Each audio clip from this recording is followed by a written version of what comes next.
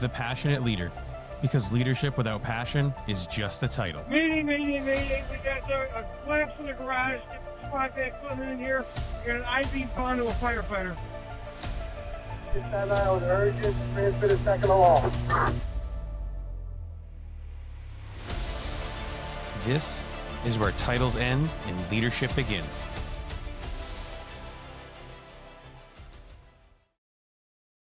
Ask yourself this. Do you know the difference between being tough and being effective? Do you understand that leadership is not about matching effort, but recognizing it? And are you willing to admit that just because you lead a certain way doesn't mean you should? Because today's guest learned the lesson the hard way. Chief Eddie Cox is a battalion chief of training with more than 3 decades in the fire service. He started as a junior firefighter in 1990 after responding to a call with his father that he went out to become a full-time paramedic in 96 and served until 2025 before becoming a career firefighter in 2025. His experience spans both volunteer and career systems, rising from the fire ground to the chief's office. He's earned his bachelor's degree in fire administration with a concentration in investigation through Columbia Southern University in 2024 and brings a deep operational and instructional background. His certs include Fire Instructor 3, Fire Officer 3, Pumps, Aerials, Emergency Vehicle Driving, Mobile Water Supply, Hazmat Level 1, and an extensive technical rescue discipline that includes rope, vehicle, trench, confined space, swift water, wilderness, and agricultural. What defines Chief Cox is perspective. One of his hardest leadership lessons is simple. Just because you can be an asshole does not mean you should. He believes leadership means understanding that that one firefighter's 100% does not look like another's, and knowing when to push versus when somebody's already giving everything that they have. Outside of the job, he's a husband of 31 years to his wife April Lee, a father to Faith and Katie, and a proud grandfather. He finds balance through family, working with his hands, and slowing down when life calls it. Welcome to The Passionate Leader, my man, Chief Eddie Cox. What's up, buddy? I still hate that. I still hate that chief thing. Just Eddie. You just said exactly. I hear you, dude. Man, welcome to the show. Yes, sir. I got everybody up to where you are. If you want to just give a quick rundown on how you got to this point, starting back when you got into the fire service and all that stuff. So my introduction to the fire service, it started with my dad being a volunteer firefighter. We lived literally 200 feet from the firehouse. I thought the old man was scooter pooting one night. And those of the local area know what I'm talking about, because that's what firemen do at 2:00 in the morning. If they're at the station, they're scooter pooting. And anyway, I was like, "Hey, where'd you go last night?" And I went to a fire, and being a guy, it's like, yeah, bull crap.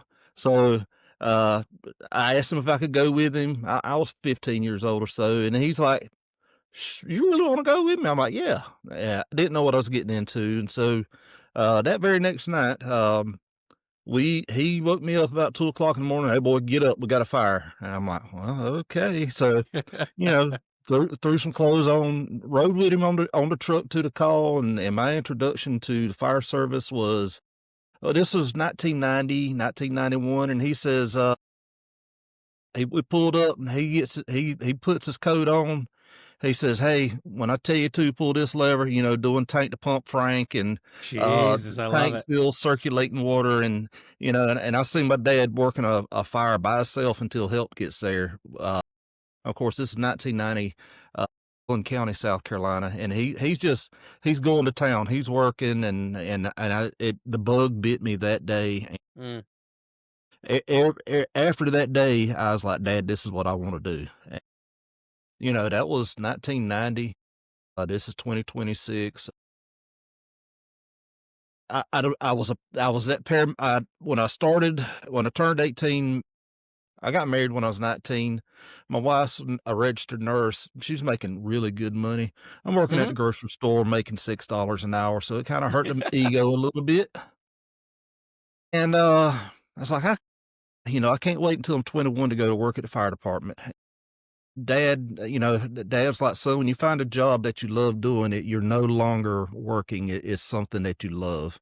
Mm, and I was already at EMT because that was part of my career path for the fire department.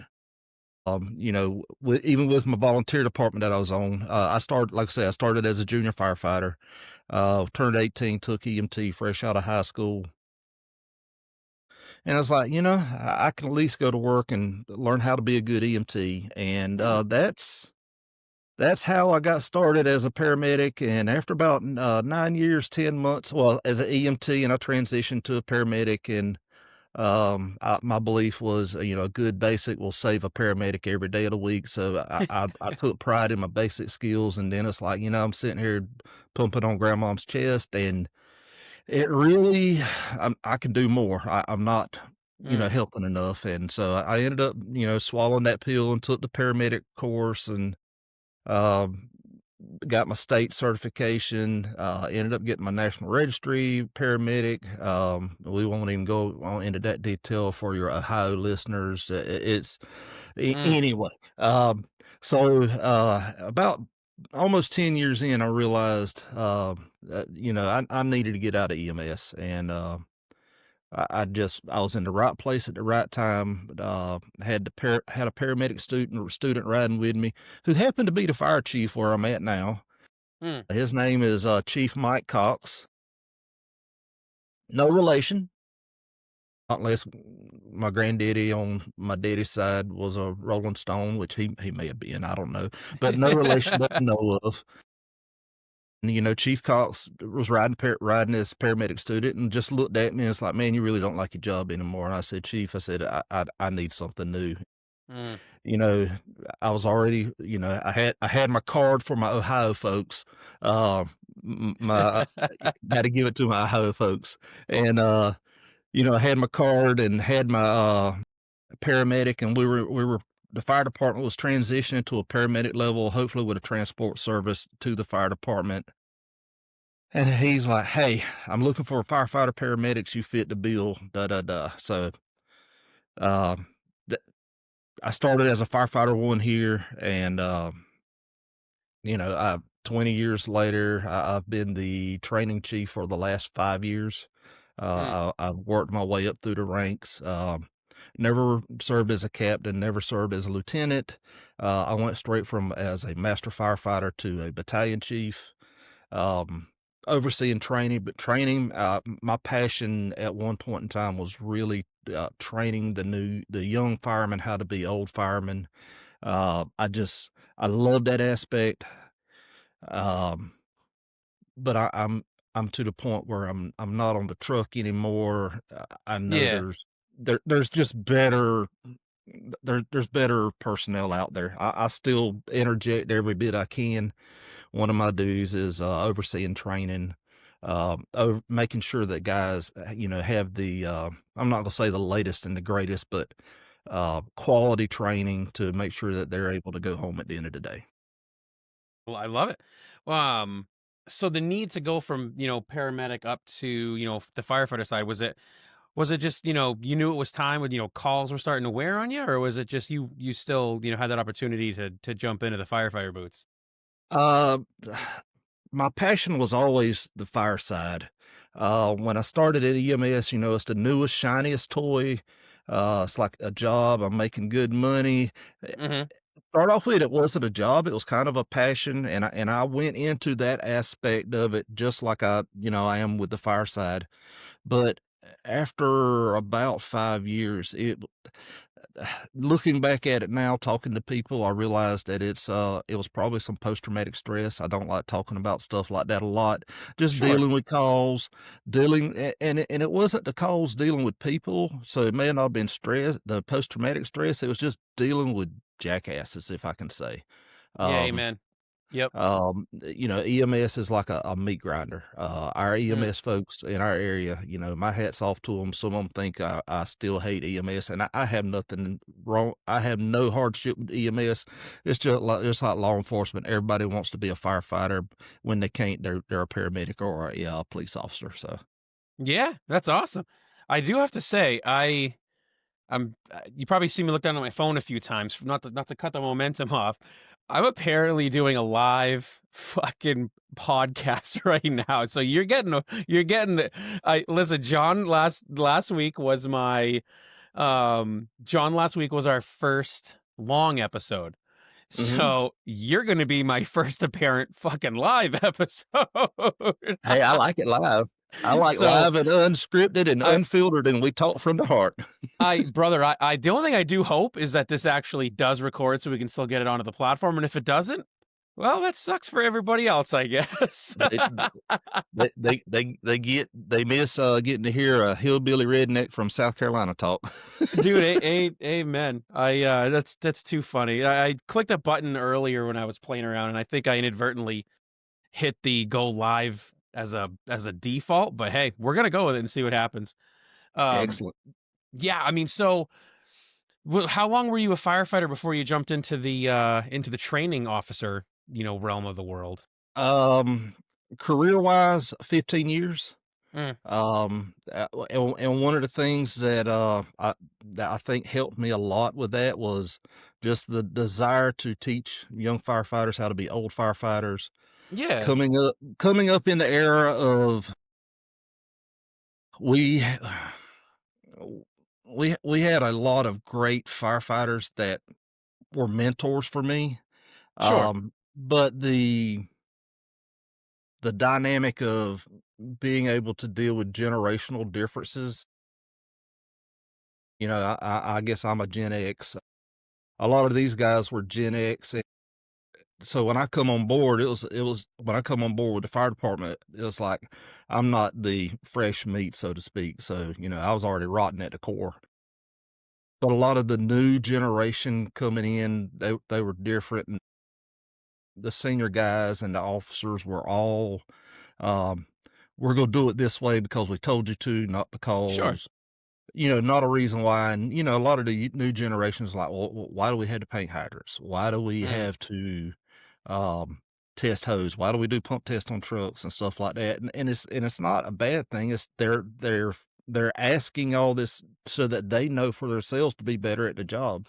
sure, So, you know, I wanted to teach young firefighters how to be old firefighters. Teach them the bullet way, but mm, teach them how to survive. And I was very passionate for that aspect. And you know, I've been around some great leaders. yep, yep, I have been around some that did the best with the tools they had to work with. Also, I won't say they were bad leaders. It was the best they had to work with at the time. So, that's a and, valid and, point. and I always wanted to be one of those that when the guys, my boss kind of gets aggravated with me because he calls me like a dad. Yeah, yeah, You can't be like a dad to these guys, and I get that, but at the same time, I want them to know that, you know, if you need to talk, let's talk. I can put my hat and my patch and my badge and all that crap aside, and hey, this is Eddie and JP talking. Let's talk. amen. Right, right, Um, having because you never know what somebody's dealing with. It may be that they have uh, uh, a reading problem. They can't read. It may be that they're a bag of shit. So mm. I've always wanted to, you know, be one of those. The boss calls me a dad, and but I could separate between being a dad and being a boss too. I Sure, could separate being your friend. When I'm your friend, hey, we're good. Like Big John was saying last week, hey, we can be your friend. We can be friends. Don't make me have to be the boss. You know, amen. you know, good Yep, good communications. Tell me what's going on. Don't let nothing. Um, don't let me get surprised. You know yes, that kind of yeah, thing. yeah, I don't want to read in the newspaper this happened with you. You let me know first, not so we can cut it off and head it off. Because I don't do I don't do favors for anybody. mm. As in, you go get the same treatment as John's getting, as Bill's getting, everybody's getting the equal treatment. But You're not gonna get the asshole if you let me know what's ahead of time, and And that I think. Go ahead. I no, I was gonna say I think some of it is not only is it's a professional courtesy, but I think sometimes people don't um they don't what's the word I'm looking for? They don't like if I do something and I'm like, oh my god, he's gonna have my ass, and they're afraid to go to you, Yeah. and but ultimately, if it's like, hey, it's just like kids, right? Like, dad, I fucked the car up. I was backing in and I just sideswiped the Cadillac or whatever the case is. Yeah, you're going to be upset, but man, I once cooler heads prevail, most parents are always going to be like, hey, man, or son, daughter, whatever the case is. I appreciate you telling me before. It's like, what the hell? And then all of a sudden you didn't say anything. And not to mention, from at least from what from my chief level, it's I I first I default to supporting our firefighters, right? So, but at least if you did something that might come up publicly where we need to defend you, give me the details that I need to know so that I'm not literally just blasting across the media that this whole slew of lies or assumptions, and then now I look like an ass. So I mean, again, don't do something that's gonna don't make me have to be the boss. um I love it. So you've been training chief for how long now? 5 years. March will be 6 years. Nice. How many overall guys are you responsible for training? Uh, our department has 48 full-time firefighters. When other departments aren't trying to grab them up, um, or they think the grass is greener elsewhere. We have 4 part-time firefighters.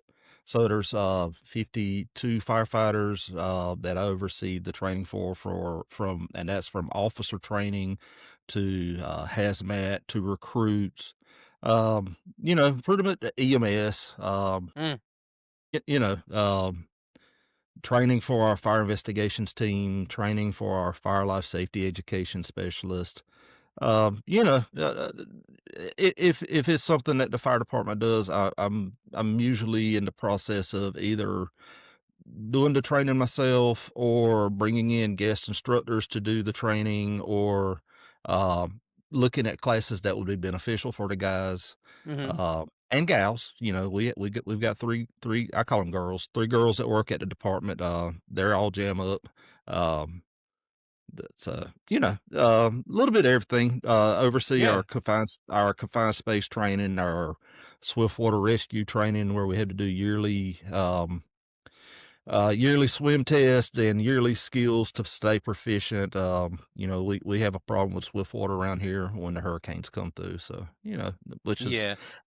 that's been the most fun, but the most challenging over the last 5 years because the fire training it's we have access to a great training facility that's right on the edge of the city. We can work with the community college to schedule a day, go use their burn building, props, whatever. Mm, Uh, the Swiftwater is a little different because you've got to have fast moving water, and so right. just juggling a lot of pieces to make that happen. What has been so far your favorite, like or in general, what is your favorite topic to teach and train on? My favorite topic is anything pumps related. Okay. I love teaching pumps. I will say I am better at that than I am the firefighting aspect because I was taught from the book and not real life. So, um, I- pumps, I love pumps. I love every pumps. Aerials would be close second. Um, we do for a firefighter to become a driver. Um, it's not a you got a car, you've got your state cert, and yeah, you can drive. We do a validation process. There's JPRs that they had to be able to complete, different things like that, and you know, being able to get out there and see for me, the most recent was a firefighter recruit that started here a year and a half ago. No firefighter certification, come in fresh off the street out of high school. Um, Wanted to do a ride along she was looking at this as a job. And, you know, to see her go through our process and our job description and how to go from point A to point Z, in a year and a half time to be firefighter certified, to be driver operator pump certified, from never driving a fire engine before to, doing her check off where she's pulling multiple lines, figuring friction loss, drafting from a lake, just different aspects like that. Just that has been my favorite so far. I I mean, do you think some of it might hinge back on that's literally how you got your how the bug bit you in the ass on the way in? I've wondered that several times, if that is why, I enjoy that aspect. I grew up on fire engines that didn't have all of the, pressure governors and the electronic throttles and all that stuff. When I started here, I drove a fire engine that had a 4-speed manual transmission, Yep. um, throttle on the cable, manual changeover valve, different things like that. And I don't know that I guess it does have something to do with that, is where the bug really bit me as a kid, as a, a 15-year-old kid or so. So yeah, I probably never really thought about it that way, but yeah, I'd had to say yeah. That's awesome. I love it.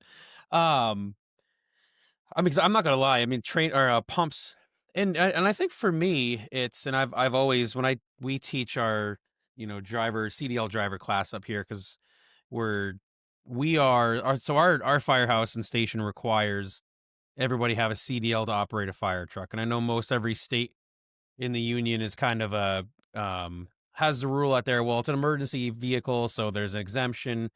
We took the higher route, the higher route, and we're like, you know what? Let's require CDL. That way, our asses are covered in case something ever happens.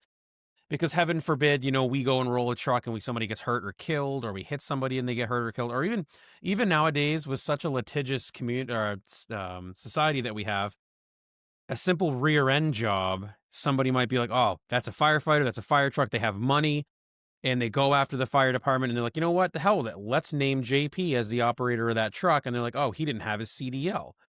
It's not going to hold up because yes, I get that there's rules and regulations, but man, why put ourselves in a situation? So long story short, we require CDLs and we are licensed through the Federal Motor Carrier Safety Administration to actually be an in-house training facility, which I will tell anybody in any fire department that's out there, if there has been some fear of that being a really expensive thing, at least a couple of years ago, when we did this, you're able to become a training facility. You just have to give them a syllabus, in some way, shape, or form, and then have the facilities to actually train your members to drive. So we do that.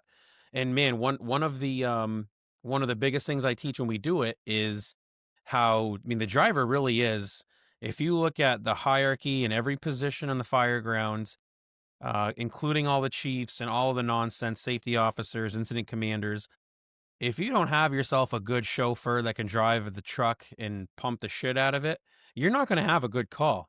Yep. So whether, all the five-star bugle generals in the fire service want to pound on their chest if all they want, if you don't have a good chauffeur, you're not going to have a good fire scene because they're the ones that make the water go up the hoses, that do what it needs to do. And without them, the whole world goes to crap. So, and that's one of the biggest things I teach them. And I think that's why I really, even when we go out, just a, quasi or an impromptu training, those are really the best ones where people just show us like, hey, what you doing? Nothing. You want to go learn how to run the calves today? Let's go play with some bubbles, or let's go pull the new rig out and go through the system and get people signed off on the pumps. Because I mean, I'm a firm believer that even if you're not CDL certified, knowing how to run the pump is good, because if there's nothing to say that we don't have a medical event, the operator doesn't, suffer cardiac arrest or slip, trip, and fall, and now they're getting carted off on a gurney, and there's nobody to pull the levers and maintain the truck. So teach everybody how to run the damn thing. So if they walk by, or the best thing you can teach them is if you walk by a truck and it doesn't sound like it's operating right, if you teach them what it sounds like, they're going to know what the hell to look for. They're like, man, that gauge is only saying they're 55 psi, but that truck is telling me that it's definitely pushing harder than that. So something's wrong. Figure it out. Yep. So let's go flip side.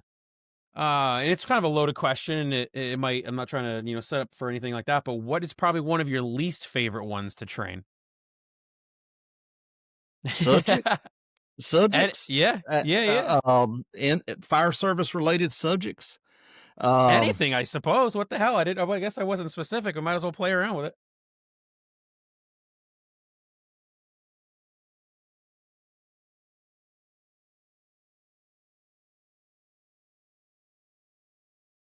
for me, it is. I would have to say my least favorite subject to either have my rump in the seat or Mm.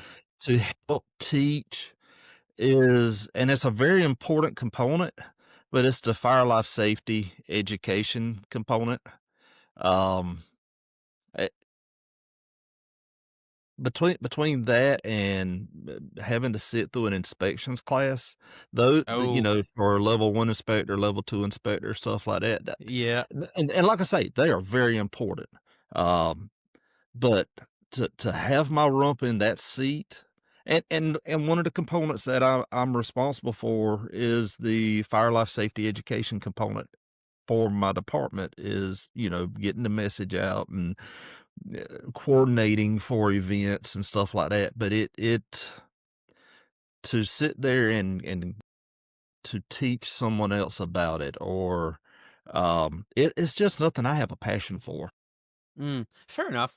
It I mean, coming from somebody who does inspections, I can tell you, our state does a pretty decent job at it. The problem is it teaches you more how to play the role, and not really, this is how you look through the book, and this is, if somebody comes and presents with this. So what, at least back, gosh, man, I took it 10 years ago when I got hired full time. It was built in as added, I don't want to say added fluff, but like sort of extra into the program of, okay, so we've met the requirement that, pro board says that we need to do, and now let's kind of do some practice. Okay, this is how you would go through this situation. And I mean, I find fun going through the code books. In fact, today I had the opportunity to go through it for two different reasons. And it's just fun sometimes for me. It's like a hide and seek almost sometimes, playing with those damn code books. But that's sort of, and I don't blame you. This is the play the part. And I think, I'm not sure if it's the same in your state, but I know that in ours, um, there's certain, you know, bumps in pay grade with, if you're an inspector, you get some extra moolah. So I mean, there's a lot of the people that fill these classes are not necessarily ever going to be inspectors, but it's still one of those, like, well, if I get a 3% pay bump if I take this class, or whatever the case is. Dude, I love it. Let me see if I can pull up some of the questions that I had. They were just very, very basic ones. So you're thinking I'm not good enough to answer some really hard ones, huh? Well, I mean, I thought I had some pretty hard ones, right? I love it. I love it. I love it. Oh man, too good. Um, man. So you mentioned one of the things that we talked about as I opened up, and I think it was huge, and it really resonated with me when we first met, was your analogy that one firefighter is 100% is going to be different than another's, and it's extremely true. Me personally, I think that it is definitely somewhere in the fire service that we are wholly lacking in an understanding of, because it's very true, and it can be not only from, in my opinion, from emotional capacity to intellectual capacity, physical capacity. Your 100% physical ability is going to be different than my 100%. And it's going to be, ours is going to be, combined, might be different than somebody who's a freaking bodybuilder. It's just, that's just how that shit works. Um, so I suppose, what does it really take to realize and recognize what that looks like? How can, other leaders in the fire service understand that a little bit better and put it into actual practice? I think the biggest part of it for a new leader or someone that's been in a leadership role for a while is you had to take time with your people. Mm. You have to kind of learn how they tick. You got to be able to read them a little bit, whether they're BSing me today or you know, it goes back and just being a good firefighter. Any new recruit that comes through and is hired with us as a new recruit that's not has any experience. I spend a little time and tell them about what brotherhood means and Yep. it's sisterhood and the fact that whatever shift you go to when you're sitting at the dinner table, you should be learning the names of every one of the guys and gals sitting at the table with you. You should know that Jonathan is married to his wife's name, and I'm drawing a blank right now because your mustache is just enamoring me. But that his son's name is Wyatt. That Jonathan has a passion for hunting. He loves to duck hunt. He loves spending time with his kid. That Brian's wife is named, let's say, Sue. Sure. That they have 3 kids. Their names are Billy, Bob, and Susie. You should, as a firefighter, and I think being a good firefighter by learning about the brotherhood goes into the leadership side. I've seen officers before that, that they were the loner, they were by themselves. They were out for them and they made their way up to where they are. And, it shows later on in life with them, that, yeah, you made your way up to where you wanted to be, but look at what's going on around you. So, as a good leader, you've got to be, you can't be in the office with the door locked all the time. And I hope I'm not getting in trouble when I'm saying this, but it's No, not at just all. it's something I've always believed. I've had some battalion chiefs that were really great that they were engaged with the guys. They eat dinner with the guys or I'm sorry, supper. It's supper, not dinner. They would eat at least one meal together a day. They had and I say an open door that they could come and the firefighters could confide in their supervisor. Hey man, I'm having a hard time with this. My wife's being a total cow. I don't understand what's going on, and having that relationship. Where the supervisor can look, so man, the reason your wife's being a cow is because you're being a jackass, and Yeah, exactly. you're going home playing video games all day, and you're not helping her around the house, or maybe she's going through something she hasn't told you about, different things like that. But I think that's the key to it. Really is having that relationship with your personnel, whether you're a frontline officer as as a captain or a lieutenant, as the chief of the shift supervisor, the battalion chief, even chief of department. There shouldn't be, and I know it's hard with really large departments, but it's still where you should be able to say, hey, these guys on engine 2 at station 2 on battalion 3, that they're rocking it. And just to have that relationship where you're investing in your guys. A lot of guys think, to me, a lot of guys think that being the top dog, the old man, as me and Jeremy call it, the old man, the chief, that he's at the pinnacle of the pyramid. And it's Yep. actually the opposite, because the most important personnel, the most important aspect of that pyramid is not the chief at the top, it's his guys that are at the top, at the upside down. And, he's carrying the weight of being responsible for them. As a good leader, you've got to take care of your personnel.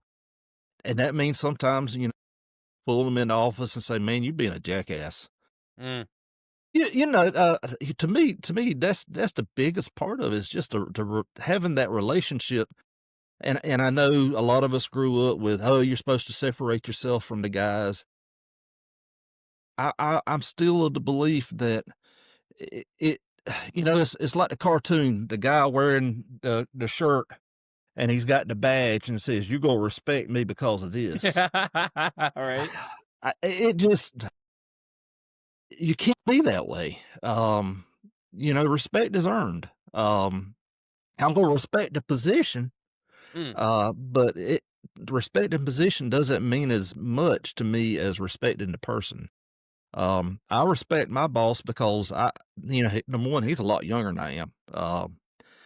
Um, I don't respect him because he's the fire chief. I do respect the rank of the fire chief. He is sure. my boss, but I have utmost respect for him because I've seen him come up through the fire service. He was here before I got here, and I've seen the blood, sweat, and tears he's put into it, and just being dedicated, not just to the job but to the guys.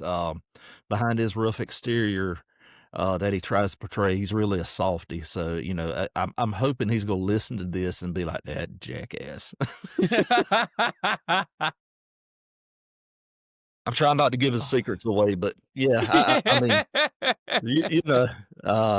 I can honestly, I mean, I ain't trying to blow smoke up my boss's butt, but Yeah. I've worked with a lot of guys, and I've worked with a lot of chiefs, and this one really does everything he can to take care of his guys, and Good. I admire that. I appreciate that. So There's a lot. yeah. This no. It. So you actually hit on something that I think is, and it's such an old. I don't even know what the thought process. It's just an antiquated thought process, I guess, and that's the whole separation. Like you need, as a leader, you need to separate yourself from the crews. And man, I don't know where that idea ever even came from, but I would challenge somebody to actually give me an example of a time when separation between I'm not saying that the boss, that leaders need to sit and be with their people 100% of the time, because there is going to No. be the mundane office stuff, right? But like or how about, I get another one for you. How about the my door is always open policy? And it's like, no, yeah, most of them think it's the they feel that it's the physical aspect of their door being open, and I think they forget the fact that it's the mental and the body language of their door is always open. They're approachable, and Yeah, my um door's always open. Come on in and see right. me. Yeah, exactly. Like, or that, they stand up from there, can I help you? And it's like, nope, apparently not. I was gonna come in again. I was gonna come and tell you that I just accidentally drove the frickin' the Halligan through the sidewall of a truck tire when we were doing some training, but I guess I'll let you figure it out by yourself now, type thing. Yep. The I'm always approachable, but never singularly once have been approachable kind of thing. Oh my gosh. One thing that I do think is cool, and it's we'll hit on this one, is the next generation of firefighters is they're way more tech savvy in than mechanically rather. Um, how can not only just instructors and stuff, but how can leaders and instructors kind of learn how to adapt to teaching the new up and coming generation? I, the only way you're going to be able to continue with good education, training the new firefighter is staying up on the topics. When I started, when I went career, um, that uh, there was tactics that it's like, why are we doing this? Well, it's the way we've always done it. And I'm not saying it's bad, but it was a lack of staying relevant, if you will. Mm, Um, you know, um, and I am the last one to toot my horn, but I was studying, when flow path, when the science of flow path first come out, and the latest and greatest on it, and we were using it in training and stuff like that, and somebody's like, "Why'd you close that door?" And I'm like, "Well, flow path." And the deputy chief's like, "What are you talking about, flow path?" And I'm like, "Well, flow path, if you leave this door open, it's going to allow fresh air to come in, and it's going to allow the fire to grow. If you keep the door somewhat closed, you're going to control that flow path. So you're supposed to control the fire, not the fire control you." And mm. You know, just but you have to stay relevant. The day you sit there and you put your your gold cape on and say, I know everything. I'm never going to take another training class and invest any time in it. That's probably the day you need to hang up your hat and go home and make coffee every morning and talk about them guys down at the firehouse, how they're a bunch of morons, but because you've really missed the mark. This, when I started in the fire service, it was, get low, crawl below the smoke, find the fire, don't spray no water until you get to the fire. This is 1990. Mm. Yeah. 2006, 2006, we're still doing the same thing, even though there was science showing, yeah, that's not exactly the best way to do things. So, you have to be on topic. You have to stay relevant in what's going on. I don't believe in, a lot of the I'm not going to call them advances. I'm going to call them marketing strategies. You Yep. know, Yeah. I got a brochure. I had an email the other day from a vendor about their nozzle, and I won't mention anything. And I was like, damn, um, wanting to come by and do a demonstration, and I'm just like, I don't want them here. Yeah. So, they Yep. come dropped off a brochure and went on their way. So, for the generation coming along now, just because they say it's on the internet, don't believe it. Mm. Science says you do your own testing and do your own research. You know, in fire investigations, it's all about the science. The fire service is about the science. Pick the science that's real. But you had to pick the science that works best for your agency and organization also. Yeah. You can't fight a fire in Lumberton, North Carolina like you can a fire up in New York City. That's true. Yep. You had to develop your strategies and tactics based off of, your manpower and your resources. Our neighbors to the north, they have 16, 17 stations, over 100 and something guys per shift. Mm. We run 16 per day if everybody's at work, plus the admin staff that don't mind getting dirty if we have to. So, we realized that we need to improve some of our coverage and have some auto aid department coverage and stuff like that. So, Yeah. the biggest thing is, it's not my sandbox. It's not your sandbox. It's it's the citizen that we're going to help. It's their sandbox, and providing a passionate service to do the best you can for them. That Mm. word passion, I think that's one of the things a lot of us just miss in the fire service. And this is something I'm very passionate about. Just the Yeah. fire service in Yeah. general.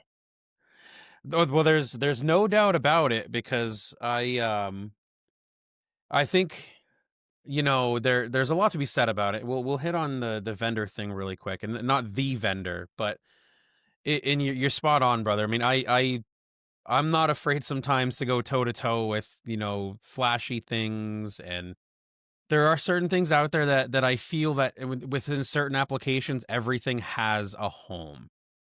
Where it really gets me, and it kind of got me with a few the other day, was the concept of specific applications. So we have background stories. Our first two piece has the calves on it. We Mm-hmm. don't necessarily do a lot with first training. We're still extremely green with it. It's got some kinks in the system, almost literally, so to speak. We've kind of learned that the system itself is really designed for much cleaner water than what we can put in it in our rural setting, because we do not have hydrants. The cleanest water you're going to get from our trucks is going to be the onboard water, and that's it. Everything else is going to be coming from either the lake, the river, or a fire pond on the side of the road. That's where it's coming from. So it's not necessarily going to always be the cleanest, and it has sediment. And Mm-hmm. for us, the sediment, it sits in our screens. It blocks the foam coming through. It overheats and it keeps shutting off. So we're still working through that. Um, but we've tried, demoing different kinds of nozzles that have different attributes to them, I guess is probably the best way to say it. And one that I was really hoping would do really well didn't even come close to even being effective in the least when it came to our calves, because calf systems, you have to have little to no turbulence, or as low as possible all the way through it. That's why they talk about running, good hose that doesn't have, kinks or, immense bends, and then all the way through from the tip of the nozzle all the way into the mixing unit in the pump. It has to be as little turbulence as possible to keep the ratio where it needs to be to do what it needs to do. The problem is there's some newer ones that have a lot of stuff within the nozzle that actually affects that turbulence, and it sets it off. And unfortunately, the one that we tried did not didn't even come close to meeting muster with us, because it was just entirely too much turbulence put back too much turbulence was reintroduced into to the hose, so to speak. Mhm. And it doesn't do what it needs to do. And the unfortunate part, though, is you'll get these individuals that will come out, drop a brochure off. And I'm not saying that this is the case with this one, but they'll come in. It's like, hey, I have something you need. And what scares the hell out of me in the fire service is your agency, like mine, has the ability to at least vet the process. It's like, hey, yeah, come on in. Let's see what you got. Nope, it doesn't work with our hose package. And truthfully speaking, the hose package we have now works wonderfully with the nozzles that we have, and it is what it is. Um, so what scares me is like the smaller departments that don't have, anybody with enough time to actually really look into it, to ask the questions, ask the why. I think what scares me the most is, and I'm thankful that we have it, is we have, I mean, you mentioned it earlier, firefighters are always asking, why do we paint the hydrants? Why do we do this? Why do we test the rigs? Why X, Y, Z? And we're lucky to have firefighters in the service now that do ask the questions. Hey, why do we do this? Why do we do that? And what I love the most is they're asking really technical questions. So I'm hoping that there'll be enough knowledge in the fire service to help kind of flush out some of this flashy, great, cool stuff that really looks neat. And again, it does have an application. I don't think that there's anything that can come out into the fire service now that really has zero application. It's going to have an application, but it might not be as grandiose as the manufacturer and the reps really want to believe, is my honest opinion. I'm kind of going off on a little bit of a tangent, but um it gets into the why aspect of the firefighters. And I mean, so to that, as a training officer, do you have you ever had moments in time where sometimes people will ask you the why and you're like, well, son of a bitch, I really don't know the answer to that, and then have to kind of come back and give them answers or all that kind of stuff?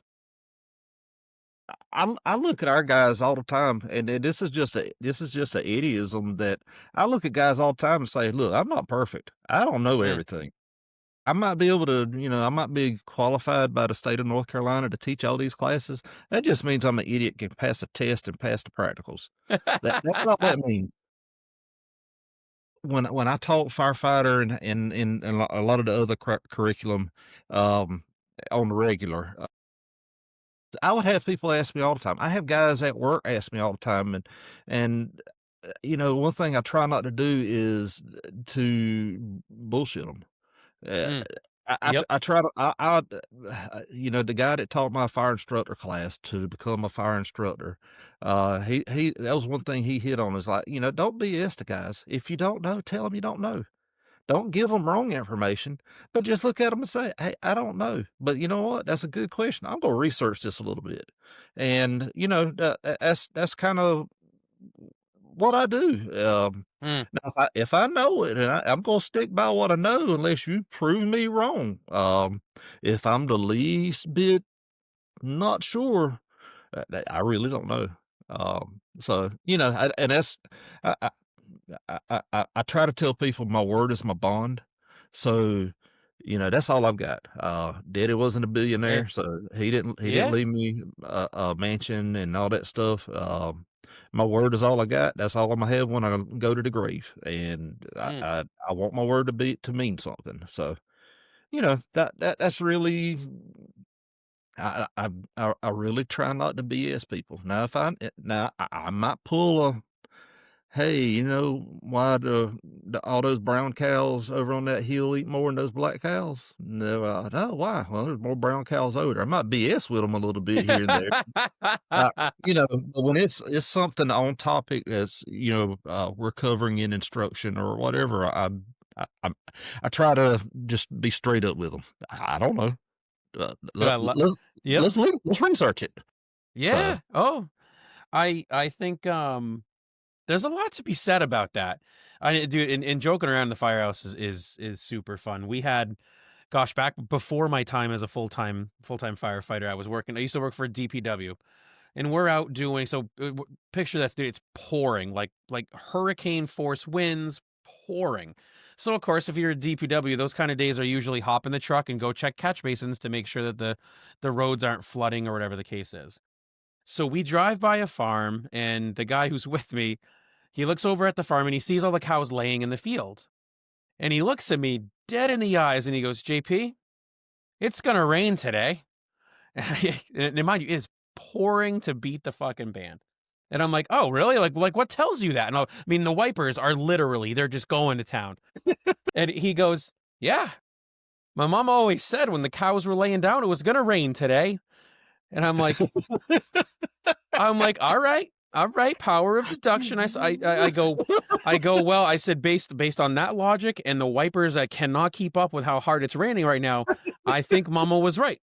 Yep. And I have not talked to him in probably a decade now. Just an awesome guy.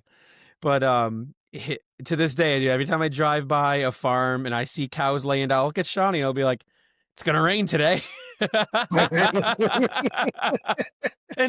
that's the shit that makes life and generally the fire service just fun. Just like, I can't believe you just said, it's almost like, I wonder if it's gonna snow today because they're pushing the plows on the ground. And I'm like, what the hell are you talking about?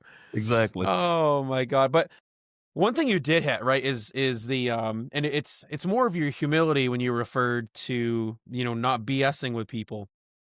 But have you found in your area that you really can't actually, our up and coming generation, I think, is so educated when it comes, they're far more book smart than we used to be in the past. And I have found that you cannot blow smoke up their backside and they will expose you quicker than anything. I mean, is it kind of the same down in your neck of the woods too?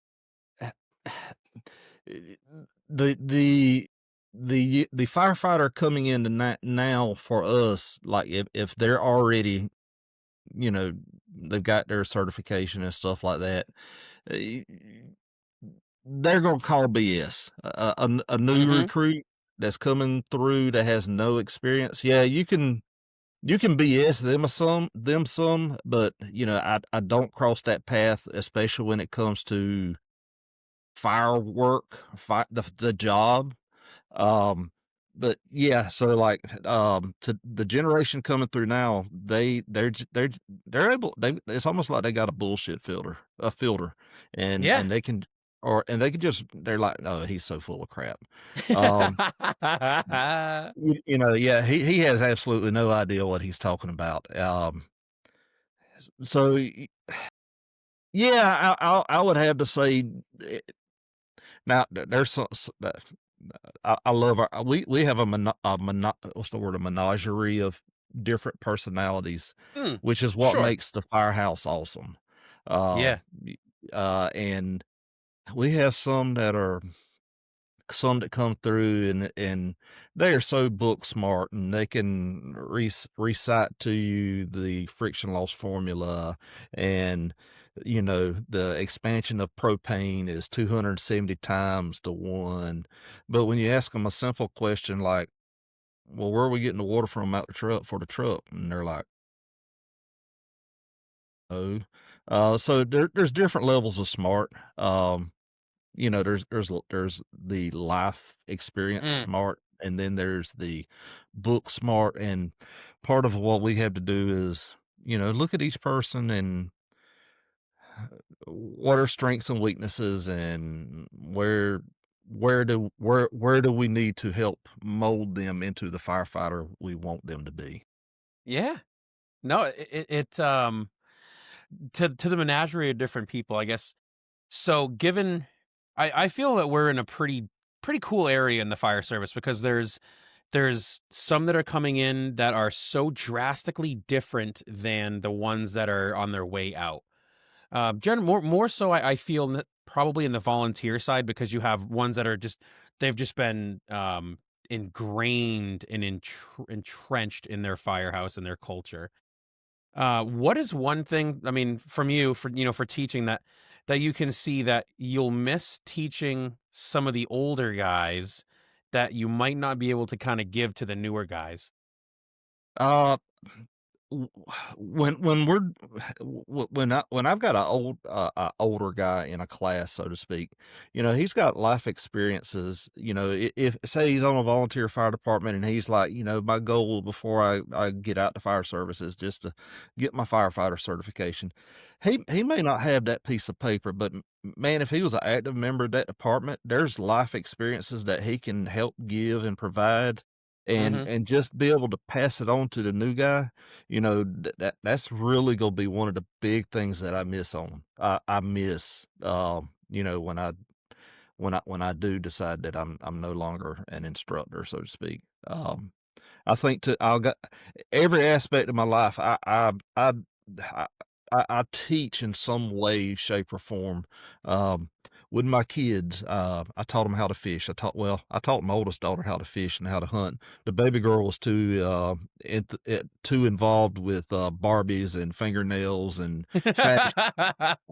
My oldest daughter, she's like, "Hey, Dad's wearing overalls today and a blue T-shirt and pair of brown boots. Let me go get my brown boots and my overalls, and I'm a dress like Dad today." Yep. Um, so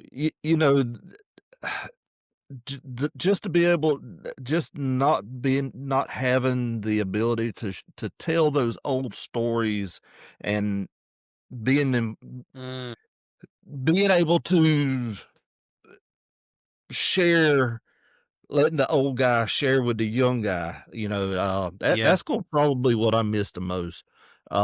To this day, I've been in this little office here for almost 6 years, and the one thing I miss more than anything is 24-hour shifts of ball breaking with the guys, Yeah. catching the runs.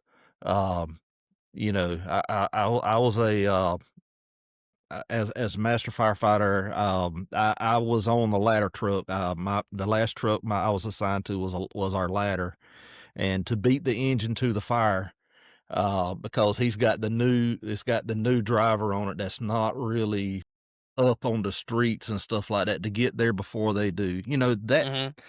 That's really, when I get out, when I finally lay my hat down, that's probably gonna be what I miss the most. I don't know if I will be able to all to put it down altogether, when when I do decide that I'm gonna retire. I'm probably gonna be up here at least 2 to 3 times a week, Yeah. you know, "Hey, you the new guy?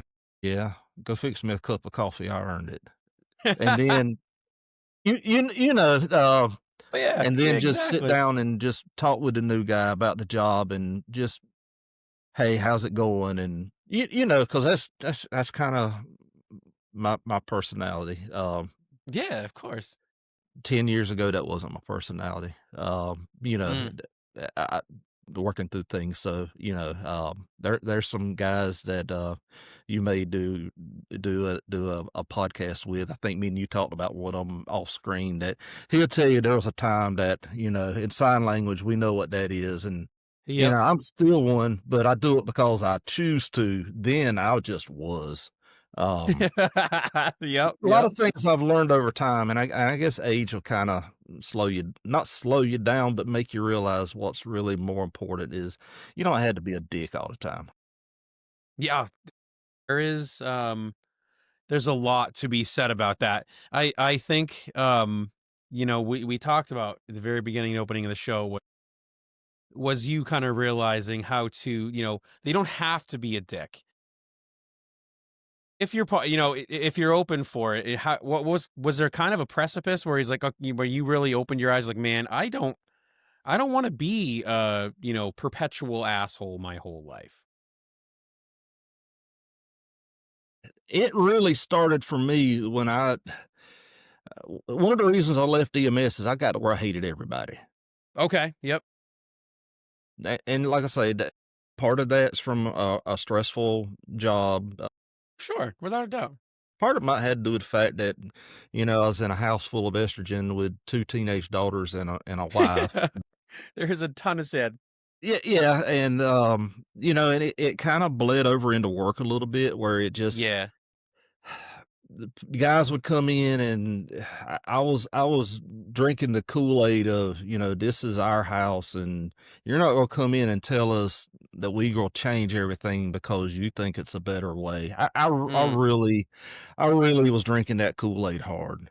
Yep. And it was the culture of the time. Just to be a no other way to put it, but just be a shitbag to the new Mm-hmm. guy. Yeah, And, brother. I just realized, man, that is so wrong. And, just some soul searching and, uh, I can be like one of the guys, and I could be an asshole, or I can really do, part of what my inner beliefs were and not be an Mm. asshole. I love it. Not intentionally be an Sure. asshole. Be a jackass every now and then, cut the Mm. fool. There's a difference in busting balls out of love Mm. and just being an ass. It was probably about 10 years ago where I was like, I don't like this way I am, because it was at Mm. home, it was at work, it was Okay. Yep.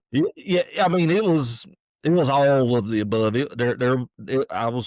I had kind of developed that attitude of, hey, I won't be an asshole if people quit pissing me off, and That's a good point.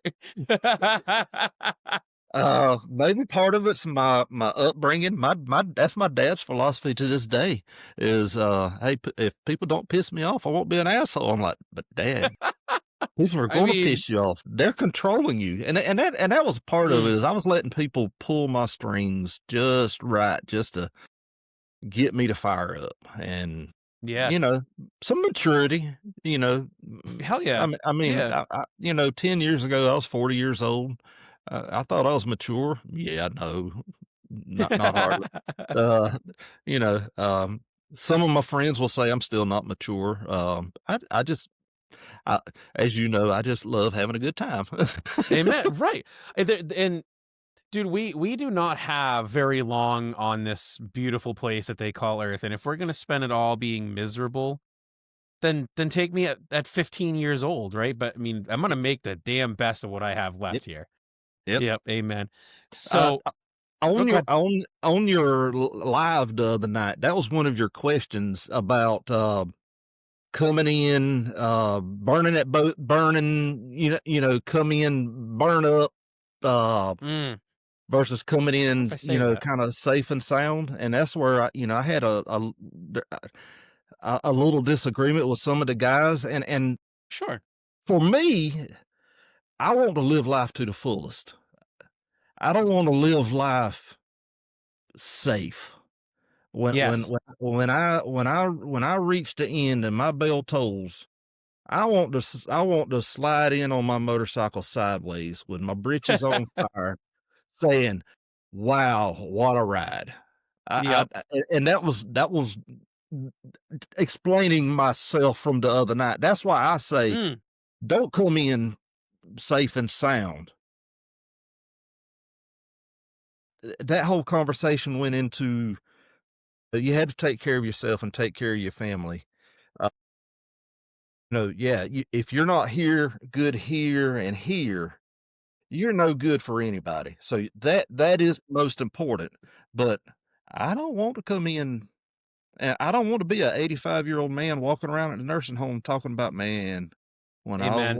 one of them firemen. I want to live life to the fullest until the bell rings. I I have to tell you, one of the The most pointed question I've ever been able to ask a guest so far was with John in his episode. And I mean, and if for those of you that are listening now or in the recording, hit 40 episode 43. That's with Big John Chamberlain, and we get really deep with somebody who's a good friend of both Eddie and I, and a bunch of people more. But he's medically retired, and he is a man whose heart is so big it's given out on him. And one of the question was, I asked him, and it came to me, and I'm like, this is a ballsy question, but and I was like, dude, if you get called home right here, right now, would you be content with the work you've done? And it was immediate. He's like, yep. And then he kind of, then I think the realization hit him, but his answer was genuine. And you're along that same line, man. Like let's live life to its fullest. I know I do not. I mean, our neighboring town today just had a cardiac arrest. They had the full life circle actually hit them. So they went to a working CPR in progress. Based upon what I could learn from listening to the radio transmissions, it sounds like the individual did not make it. As they were clearing and heading back to the station, they got toned out for active labor in progress. So it literally went full circle. Um, but I think the individual was, if I remember right, the age was in their 80s, and I'm like, that is a good life.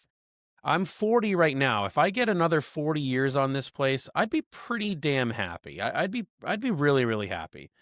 But I'll be hard pressed to believe that I'm just going to have 40 years of not doing anything. It's going to be 40 years of absolute fun.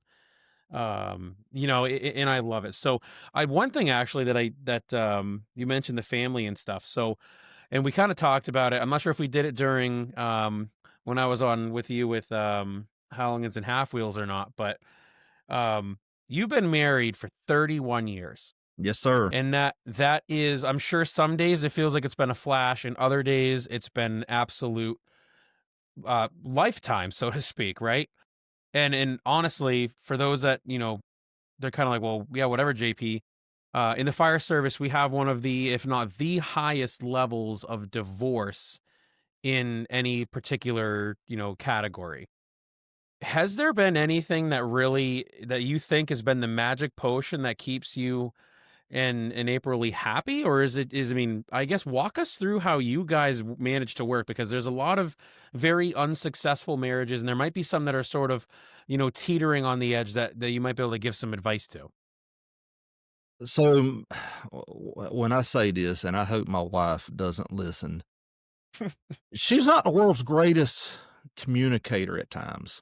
Okay. And sometimes I'm not the world's greatest listener at times. Early in our career, that was a really big, or early in our marriage, that was a really big problem. Um, the ones that there's really a couple things that's really kept us moving forward. Number one is, we made a vow the day we got married, and it was for y'all. Everybody's heard the saying, "For rich or for poor, for sickness and in health, and till death do us part." And 2 weeks after we got married, I had her name tattooed on my arm, and the lady at the tattoo shop's like, "You do realize this is permanent, right?" I'm like, "Yeah, it's kind of like being married. That's why I'm getting her name tattooed." She's like, "No, you can always get a divorce." I said, "No, ma'am, that's not an option. We didn't go into this relationship and get married with the idea that we can get a divorce. To get out of this, one of us is going to die. So we're either going to love each other, or one of us is going to kill the other." And for us, we've learned how to communicate. We've been very forgiving of the other person, because Hmm. during 10 years ago, I was an ass. I I still can be an ass. When I get mad, my temper flares up sometimes. I turn red, my horns grow out, all that stuff. But she is a very forgiving person. She understands I'm human. I understand she's human. Um, and we've actually learned how to communicate with each other, not to each other. Okay. Um, the other big component is our faith. Mm-hmm. We both have the same faith. Sometimes I am not a good Christian. And she loves me even when I am not a good Christian. So, you know, those two things has really been what's allowed us to work through this thing. When we got married, she knew she knew I was diehard emergency services. Um, Her dad grew up military dad. She grew up as a military brat. Her dad was in the Navy, so she understood sometimes, daddy ain't gonna be home. And she's been my rock through a lot of rough times. I love it. Um, Yeah, yeah. and I tell people she's the best part of me. So, just good communications. Don't go to sleep at night angry at each other. Uh, Mm. and I learned the old saying, I might not like you, but I still love you. Yeah. So, you know, I might have to save that one. just a little bit of all of the above is what's really been able to help us make it through. My mom and dad divorced when I was 5. Mm, My dad's been through, I think he's on his 3rd wife. mhm, Mom has been remarried once. She was married to the same man 38 years. mm. So, and they would still be together now, if he hadn't decided to go on home. So, Yeah. but s- I never would put my kids through. I told my wife, I said, we're never gonna put our kids through this. We're gonna try to keep the arguments behind closed doors. Yeah. Um, and we're gonna talk this out. If you see that look on my face, just give me a little grace. Uh, Mm. let me work through it, and we'll talk.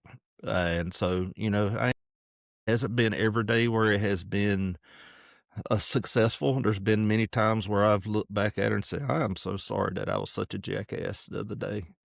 And she's like, I still love you. I didn't like you, but I still love you. So, you know, that has been really what worked for us. Man, dude, it all boils down to communicating, right? It does. It sounds like it doesn't have to be verbal communication, right? It's learning people's body language and like looks like it must have been a tough shift. Let's give him a little bit of space and let him decomp, or vice versa, right? She could come home and have a Yeah. crap shift, and you're like, I'm gonna leave my little sarcastic comments and my jokes to myself. They are really funny, I know they are, but let's let them land in a good place and do amen. And I think, um, dude, I love the phrase that you just said. Give me a little grace. I like that. I do. And man, there's a lot to be said about it. And again, communicating. We the fire service is a profession that really relies heavily on communicating, and I say this as a divorced individual and a child of divorce, but um for a job and profession that teaches us how important it is to communicate, because lives truly do revolve around us communicating properly. We certainly don't communicate very well, and I don't know if it's just a matter of we're afraid to tell our spouses what we don't need to tell them the gory details, but maybe we're trying to, it's sort of this like I'll take it in and I'm not going to share with my, significant other that, yeah, we just had a really bad wreck and it involved a couple of kids. And, I'm kind of taking it a little hard and on the chin right now. And there's a pride thing in there too. Brother, man, I freaking love this. I do hope that this actually did record, because if not, it's going to be, well, it's an hour and an hour and 15 minutes love session of us just shooting the shit. And Well, if honestly, if it don't record, we'll do it again. How about that? yeah, well, listen, and if it did, we might have actually found the new potion where I might just, when I do record a podcast, I'll just go live and I'll blast it out across my platforms. And if people want to chime in and give questions, it might actually make the episodes go a little bit better. But, um, dude, man, I can't thank you enough for the time that you've given us, the listeners, the viewers. Before I do close, I know you're a big scally cap guy, so I had to make sure that I put on my gal wave when I as I do Yeah. my as I do my sign off. I didn't know which one to do, so I ran upstairs to my stash and I'm like, Shawnee, which one? Not this stash, my hat stash, that is. Yeah. And she this Galway has been my go-to. This is my go-to. I have a few others. I think I have like 6 or 7 total. And it was one of those, it was like 6 or 7 consecutive weeks. It was like this one released, and then another one. I was like, oh my God, I like that one. Oh my God, I like that one. And then thank the love of the Lord above, they finally put a couple out that I really didn't care for, so I didn't get them. What I actually I have one out in the car that it's the Christmas one. Boy, I think it's either the Kringle or the Nutcracker, and it's so funny because I'm a Frenchman wearing, what the Scottish or the Irish will wear. But you know what? I don't really care. If I look goofy, don't really care. It meets my persona, right? That's how I am as an individual. I don't take too terribly much serious. Exactly. As long as my head's warm, that's really all that matters. And Dude, I'm gonna be amen. honest, I still haven't convinced the chief that is a ball cap. So he'll see it if if I go in civilian attire, I'll wear what I want. Oh, And yeah. so on those days, I'll wear my Scully, and he he'll look at it and he'll say, "That's an ugly damn hat." I'm like, "Chief, I'm telling you, I love it." He's like, "That is ugly."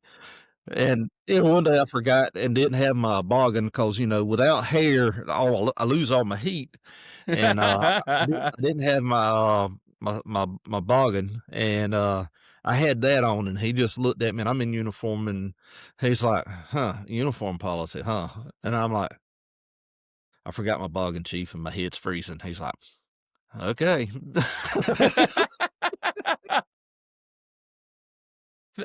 Thankfully, so we're not down to the what we can wear for head attire yet for our uniforms or anything like that. So I'll take advantage of it while it's there. And generally, I don't really go out in the field other than for inspections and stuff like that. So actually, that reminds me, before we get too terribly far and sign out, um, are you still able to hop on the rigs and go to calls, or does your job kind of keep you tied to the training aspect of the world? So, I my primary job is training, um, community risk reduction, all of those different aspects. Monday through Friday between 8 and 5. If there's a structure that pops off, if there's personnel that aren't able to man our equipment truck, or not our Mm, equipment truck, our service truck. sure.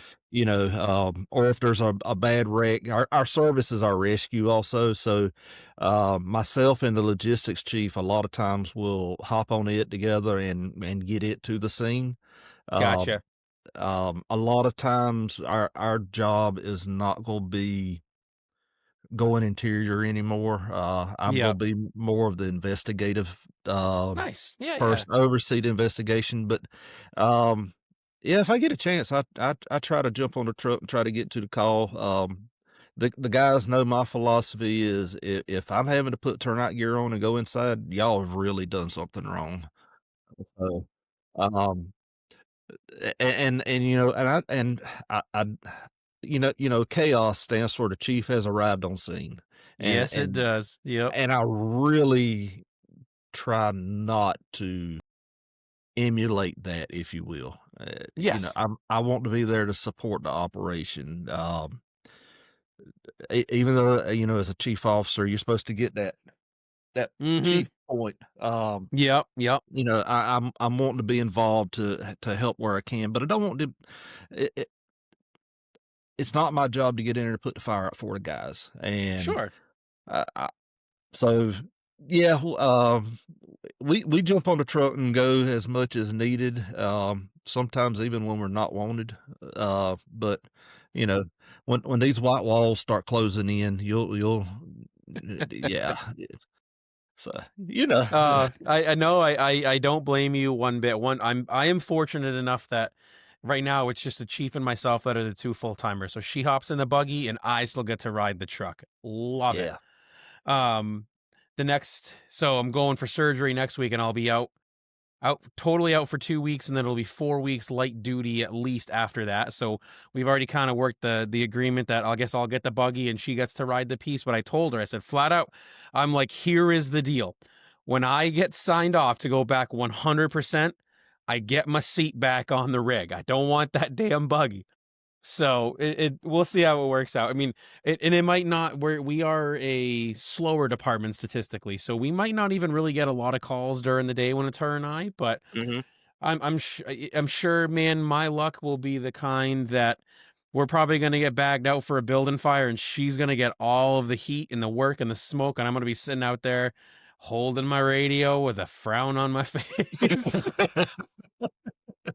But Do you need to it'll be fun.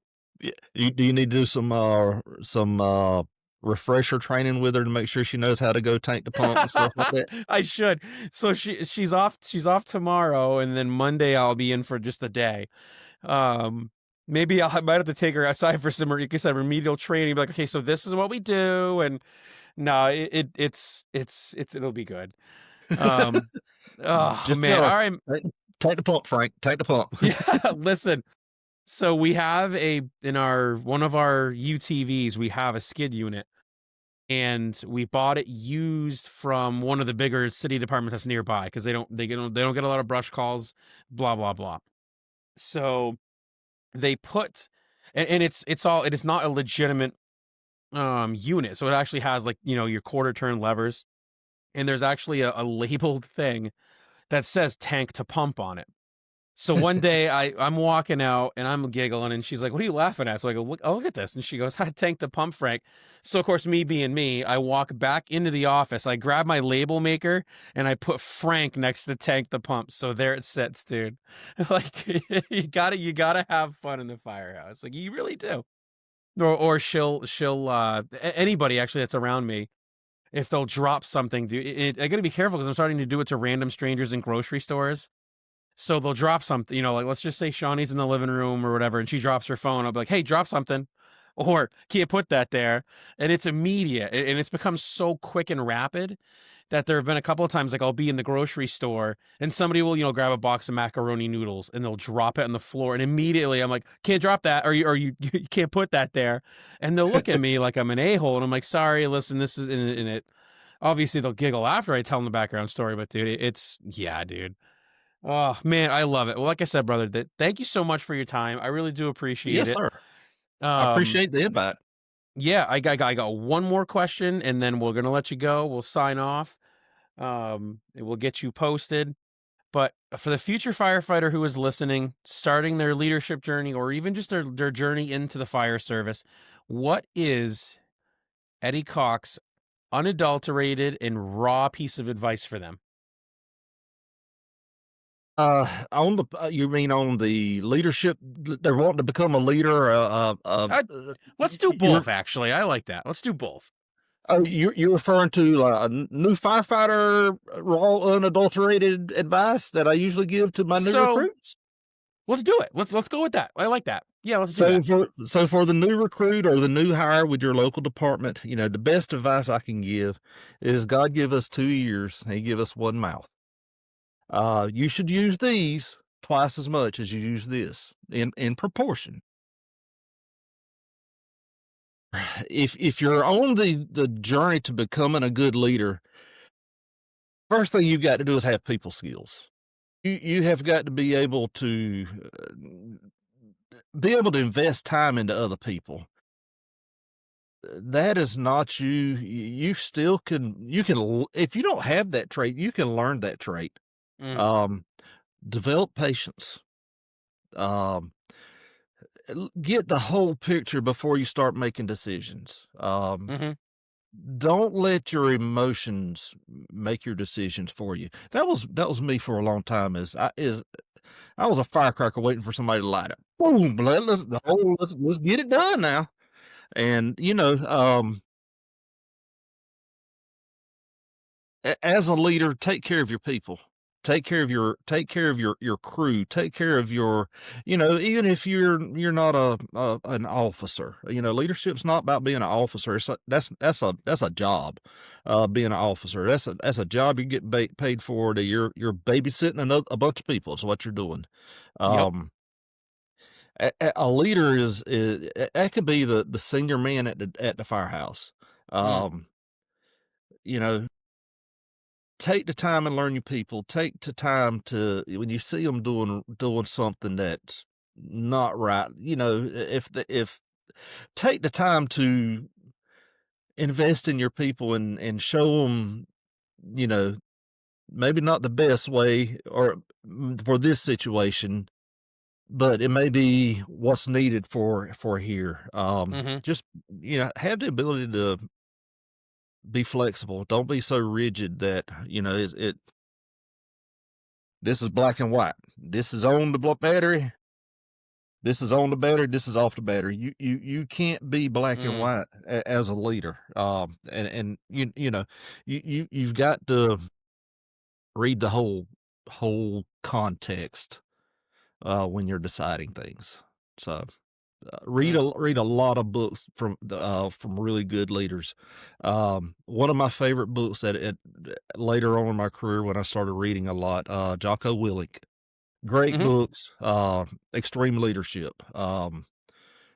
Knowing the job as a firefighter, the fire officer's handbook of tactics. I can't remember that John Norman. I think I saw that on your back wall. Uh, you know, Which one looking for? the one behind your right shoulder on the wall, Fire Officer's Handbook of Tactics. Yeah, That it's somewhere up. really helps guide Somewhere there. you. That really helped me. I may have seen that, or may have been another one I saw. Uh, but just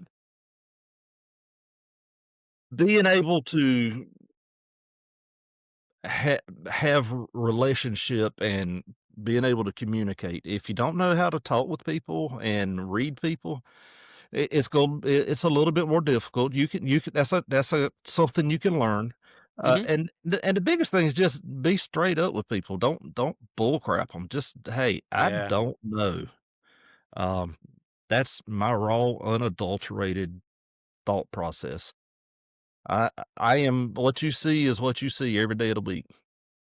So sometimes you might see more of me with less clothing on a TikTok. I love it. All right, brother. Well, again, thank you so much. And to our listeners, thank you so much for spending your time with us today on the Passionate Leader podcast. If something today hit home, don't sit on it, share it. Follow the Passionate Leader across all platforms and pull up a chair every Sunday night, 8 p.m. Eastern on TikTok, where we go live at the kitchen table, and that's where real talk drives real change. If you wanted some deeper conversations and first access to exclusive offers, consider joining us on Patreon and step into the inner circle. Be the kind of leader someone else is praying for, and no matter what, remember this: lead with passion, serve with humility, and leave no room for bottom feeders. Until we meet again next time, guys, stay safe.